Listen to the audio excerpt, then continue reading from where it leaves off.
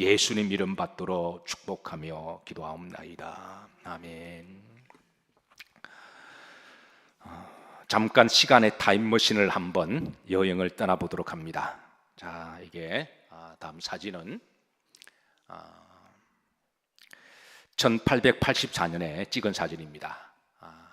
미국의 공사 조지 포크가 우리나라에 와서 이제 포크 공사가 찍은 사진인데요. 맨 왼쪽 위에 있는 분이 누굴까요? 여러분 잘 아시는 고종 왕입니다.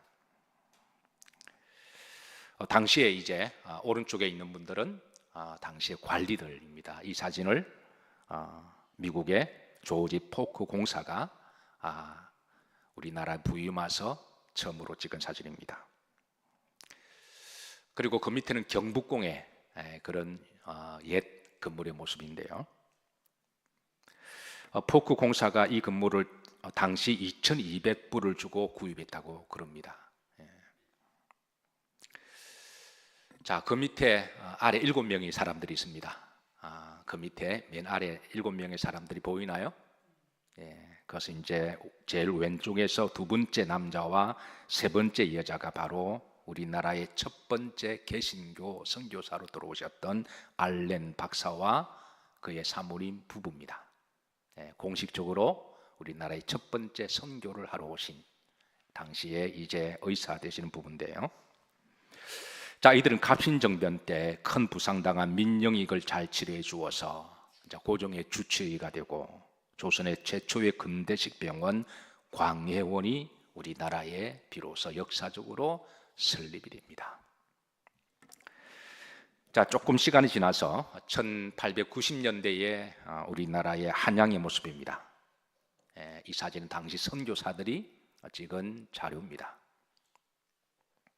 1890년도에 찍은 사진입니다. 그러니까 불과 한 몇 년 정도 되었죠? 한 130년 전의 사진입니다. 자, 조금 더 시간 지나서 이제 이 사진은 눈에 많이 익은 사진이죠. 역사적으로 우리가 흔히 만나는 사진입니다. 자, 숭례전일까요? 남대문일까요? 자, 숭례전이라고 생각하는 분 손 들어보시죠. 자, 남대문이라 생각하는 손 들어보시죠. 남대문인가요? 맞습니다. 또 숭례문 손 든 분 안 계시나요? 숭례문도 맞습니다. 사실 국가에서 공식적인 명칭은 숭례문으로 부르지만 민간들은 남대문으로 그렇게 부르기에 사실은 같은 말입니다. 어쨌든 1890년대에 우리에게 익숙한 남대문의 그런 모습입니다.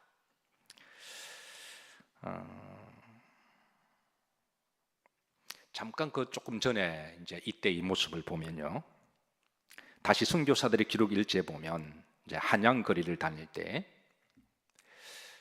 선교사들이 가장 불편하게 여겼던 것이 있다 그래요. 그 전기가 없고 전차가 없는 그게 아니라 뭘까요? 당시 서구 사람들이 우리나라에 와서 이때 이제 다녔던 가장 힘들었던 것 중에 하나가 뭘까요? 예, 맞습니다. 악취라고 그럽니다. 당시 상하 수도 시설이 전혀 없었기 때문에 사람들은 가다가 볼일을 볼 때는 아무 곳이나 큰 것이든 적은 것이든 용변을 보고 소변을 받기에 악취가 온 거리를 진동했고, 또 그리고 물이 없어서 조선 사람들은 잘 씻지를 않아서 기록에 의하면 1년에 한 번 내지 2번 정도 씻는 곳으로 되어 있습니다. 또 명절 때. 자, 그때 이제 영을 조금 더 떠나서 1940년대의 이 한양의 모습입니다. 좀 많이 발전된 모습이죠. 다음 사진은 이제 서구의 서문시장입니다. 1940년대. 혹시 1940년대 출신들 계시죠? 우리 교회 어르신들 중에 아직까지 1940년대 그런 분들이 계실 거예요. 자, 다음 사진은 1950년대에 6.25가 한참일 때, 그때 찍은 사진입니다. 이 사진은 우리나라 사람이 찍었습니다. 우리나라의 최초의 종군 사진 작가인 임인식 중위가 찍은 서울의 전쟁의 모습입니다. 이때가 1950년대인데요. 우리나라 최초의 종군 사진 작가가 임인식 중위입니다. 자, 그런데 이 임인식 중위가 사진을 어떻게 찍는 기술을 배웠을까요? 지금은 아무나 사진을 찍기도 하고 또 디카가 나와서 그렇지만, 옛날에는 사진 찍는 것도 일종의 기술이 되기도 하고 직업군이 되었는데요. 우리나라의 최초로 영상학과 대학에서 사진을 찍는 걸 가르쳐주는 연도가 중앙대학교 1968년도였으니까 그전에는 전혀 사진에 대해서 가지고 있는 사람도 없었고 찍을 줄 아는 사람도 없었고, 근데 이 사람이 누구한테 이 사진을 찍는 기술을 배웠을까요? 이 사람은 사진 기술 하나 가지고 장교가 된 사람입니다. 요즘 우리나라의 육군 장교가 되려면 굉장히 어렵습니다. 자기 갖춰줘야 되고요. 이 사람은 사진 기술 하나 가지고 장교로 임관이 된 사람인데요. 근데 이 사람은 누구한테 이 사진 찍는 기술을 배웠을까요? 네, 선교사한테 배웠습니다. 선교사가 와서 기록을 남기고 사진 찍을 때, 어릴 때 그때 쫄래쫄래 따라다니다가 교회를 다니다가 배웠던 그 사진 찍는 기술, 그 하나 가지고 팔자가 편 사람이 이 사람입니다. 우리가 신앙생활을 잘하다 보면요, 우리가 예상치 못한 적은 일을 가지고 하나님께서 크게 축복하실 때가 있습니다.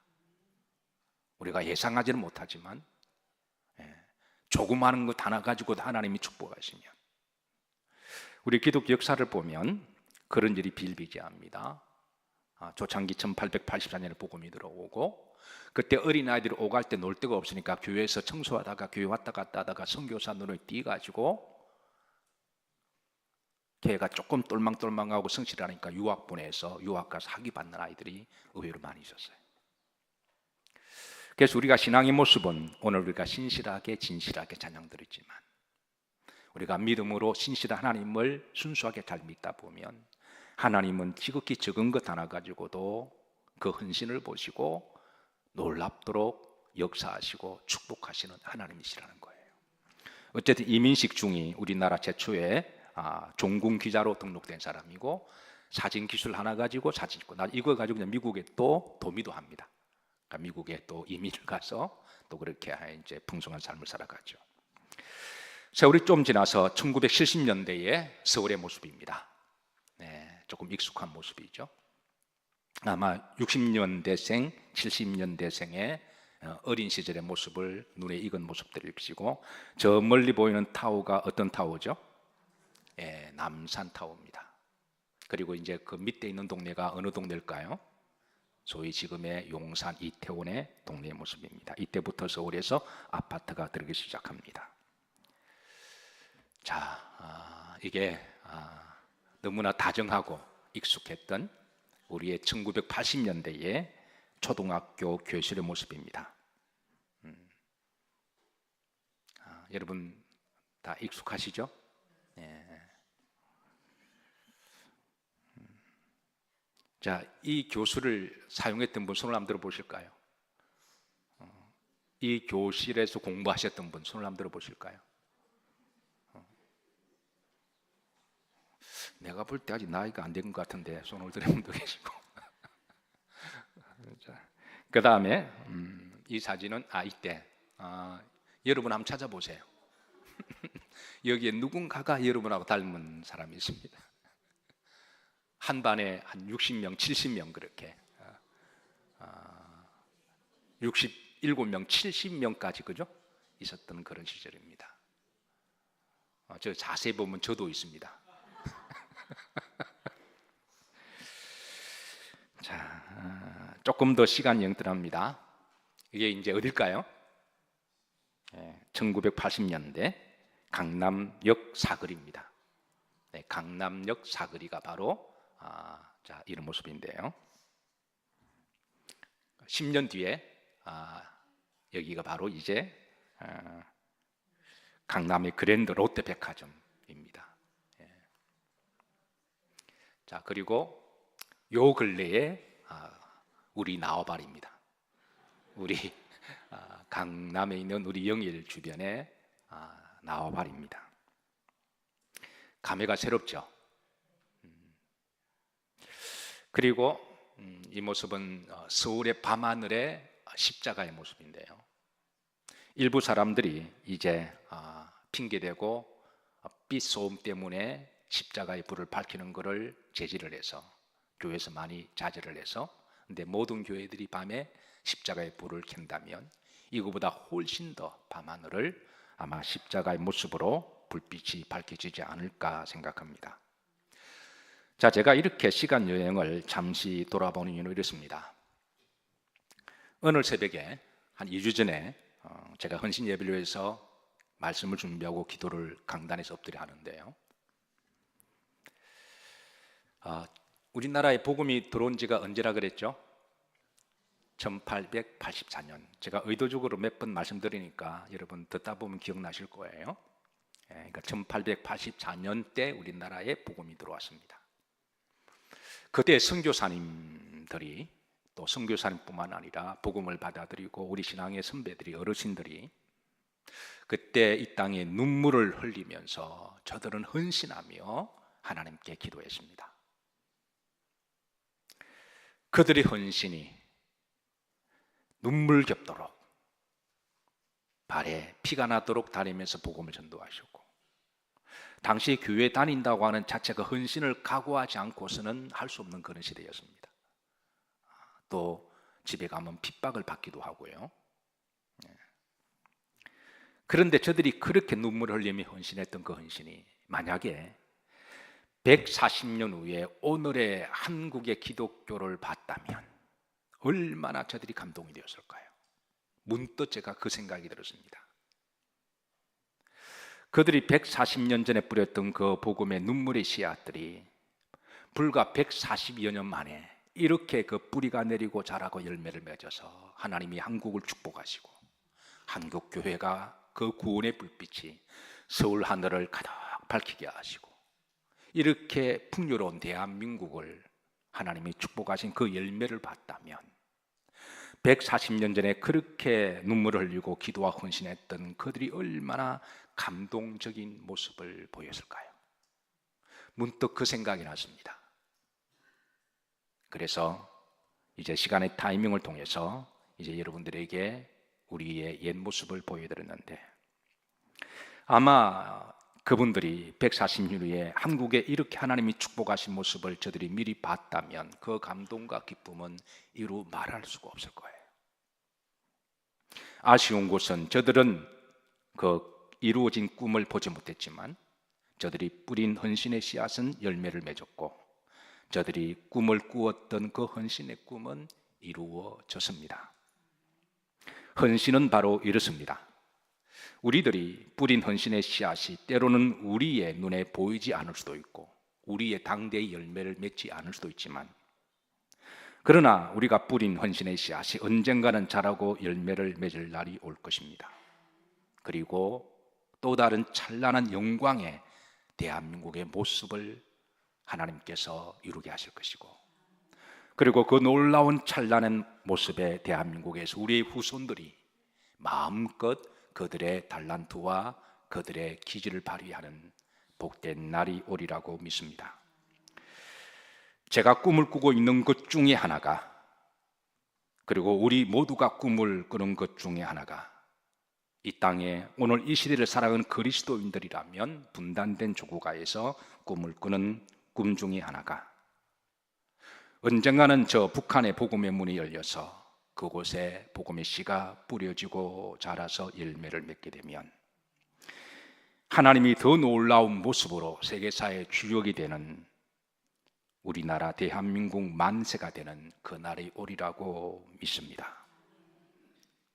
제가 늘 자주 강조하지만 하나님이 우리나라를 모아사 보아사 대한민국이 통일 한국을 이루어서 세계 만왕의 왕 같은 제사장과 같은 나라가 되기를, 그때가 되면, 우리 시대가 오게 되면 하나님께 너무 감사한 일이지만 우리의 후손이 그 시대를 누린다고 하면 이제 저 한라에서 백두까지 이렇게 쭉 차를 통해서 우리나라를 다 돌아보고, 그리고 그 소련을 통해서, 몽골을 통해서, 중국을 통해서, 유라시아를 통해서, 그리고 유럽까지 들어가서, 그래서 저 예루살렘까지 그렇게 갈 수 있는 그날이 속히 오기를 기도하고 소망합니다. 자, 오늘 본문에 보시면 베드로는 하나님이 우리를 부르신, 자신을 부르신, 직분자를 부르신 소명에 대하여 회상을 전하면서 우리에게 알려줍니다.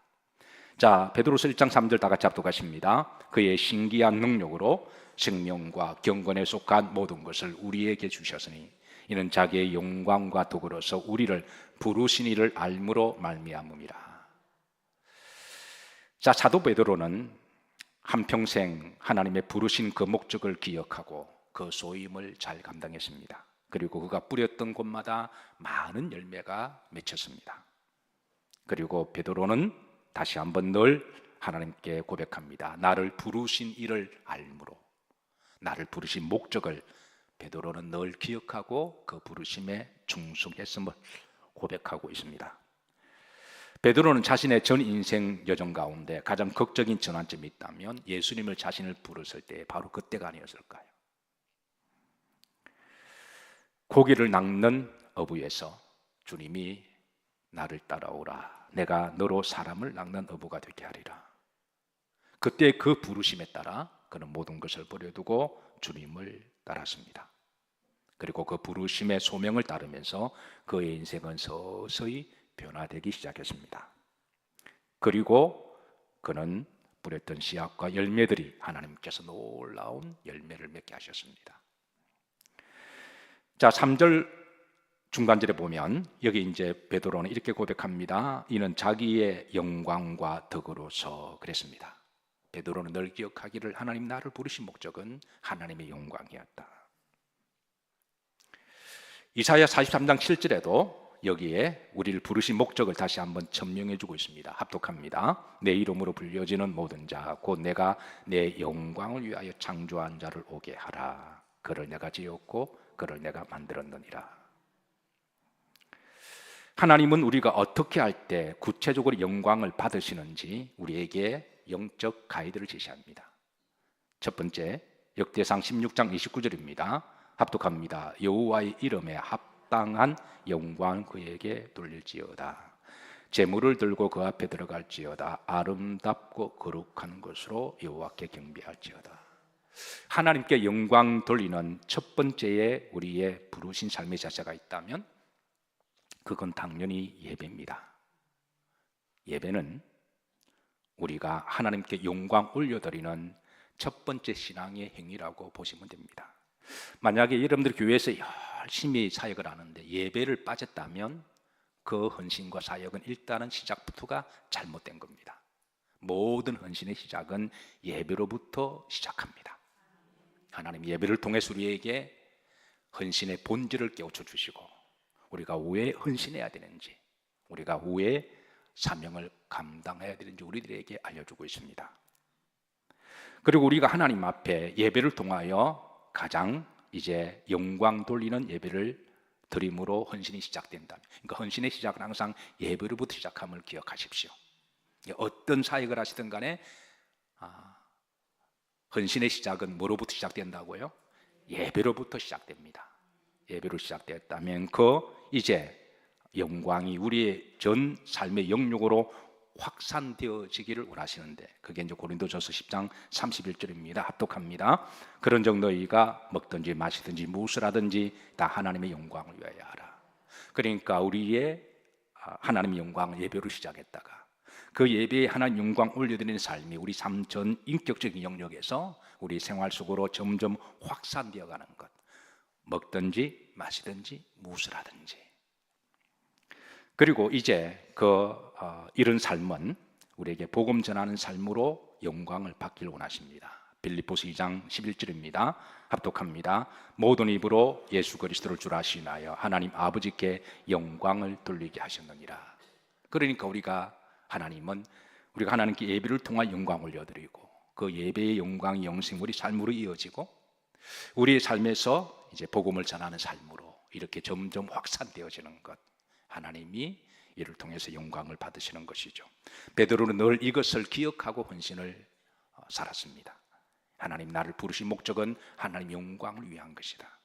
그 영광 구체적으로 하나님께 예배로 시작하는 것이고, 그리고 내 삶의 전 영역으로 인격적으로 확산되어 가는 것이고, 그리고 내가 어디를 가든 내가 만나는 사람에게 복음의 통로가 되는 것, 그게 바로 이제 베드로의 헌신의 부르신 목적을 고백하고 있습니다. 자, 두 번째 4절에 보면 보배롭고 지극히 큰 약속에 대한 소망을 가지고 그런 주님께 헌신을 다짐했습니다. 4절 앞도 갑니다. 이로써 그 보배롭고 지극히 큰 약속을 우리에게 주사 이 약속으로 말미암아 그랬습니다. 약속이라는 말을 두 번 강조를 하고 있습니다. 이 약속은 바로 헌신한 이들에게 하나님은 어떤 식으로든 축복하시는 응답의 약속입니다. 그게 이 땅에서도 하나님 응답하실 수도 있으시고, 다시 한번 말씀드립니다. 140년 전에 그때 선교사들뿐만 아니라 그때의 신앙생활을 했던 분들은 다 헌신하신 분들입니다. 뭐 특별히 뭐 헌신하자 그게 그냥 다 헌신하신 분들이에요. 지금 우리가 특별히 헌신의 예배를 드리고 특별히 헌신을 다짐하잖아요. 예, 하도 그냥 왔다리 갔다리 하는 시대가 되다 보니까 이제는 특별히 헌신 예배를, 근데 그 당시는 다 헌신이었습니다. 헌신하지 않고서는 우리가 신앙생활을 할 수 없는. 예. 근데 하나님 그때 그 헌신했던 그 헌신을 저들이 140년 후에 이 모습을 봤다면 얼마나 가슴이 벅찰까요? 자, 이렇습니다. 여러분 별로 내가 얼굴 보는 별로 감동을 안 하신 것 같은데, 여러분들이 어린아이 자녀를 키울 때 여러분 헌신하시나요? 안 하시나요? 헌신하죠. 여러분 핏등이 같은 애를 안고 부모로서 그 모성의 본능이 부성의 본능이기도 하니까 서지 않고, 그리고 그 묵은 아이를 안고 아이를 위해서 오매불망하며 이렇게 아이로 눈물 흘리고 헌신하고 수고했던 이 그 헌신과 노력이 그 아이가 잘 장성해서 한 25년 후에 그 아이가 정말 정말 어딜 가더라도 자랑스러운 아들로 장성했다면 부모로서 그 보는 기쁨이 얼마나 대단할까요? 여러분 이제 좀 와닿습니까? 그 아들을 볼 때마다 그때 내가 헌신하고 기도하고 그때 내가 수고했던 것들에 대한 그 기쁨을 누리는 그 보상의 축복을 하나님이 주실 때 그때 얼마나 감사할까요? 저는 이 복이 여러분 가운데 있으시기를 주의 이름으로 축복합니다. 그러니까 140년 전에 그때 헌신했던 그분들의 그 모습들이 140년 지금의 한국교회를 그렇게 보셨다면 얼마나 가슴이 벅찰까. 하나님은 반드시 약속을 성취하시는 분이십니다. 그리고 이 약속은 하늘나라에서도 영원토록 하나님이 준비하십니다. 그 약속은 우리가 상상할 수 없는 엄청난 하나님의 보상이 하나님께서는 약속하셨으니까 저는 여러분들의 헌신이 누구를 위해서 해준다라는 그런 의미가 아니라 기쁨과 자원하는 마음으로 오늘 박수치고 춤추고 그렇게 찬양을 드렸듯이 자원하시는 헌신이 되기를 주의 이름으로 축복합니다. 베드로는 그 하나님의 약속을 기대하면서 부르신 목적을 잊지 않고 하나님 영광을 위하여 헌신을 다시 한번 다짐하고 있습니다. 저는 매 시대마다 하나님이 헌신하는 사람을 부르시는데 매 시대마다 그 시대가 어느 시대든 간에 그게 140년 전이든 지금이든 아니면 2000년 전이든 베드로가 있든 아니면 중세시대든 종교교역의 시대든 어느 시대마다 하나님은 헌신하는 사람을 부르시고, 그리고 그게 어떤 사람이든 헌신을 다짐한 사람들이라면 분명한 것은 하나님 안에서 헌신은 저는 동일한 목적을 가지고 있으리라고 믿습니다. 왜냐하면 하나님 앞에 하나님 안에 하는 헌신은 우리가 다른 목적이 있을 수가 없거든요. 우리는 다 동일한 목적으로 이루어지길 한 꿈을 꾸고 있는 사람이라고 저는 믿습니다. 미국에서 가장 존경받는 인물 중에 한 사람이 마틴 루터 킹입니다.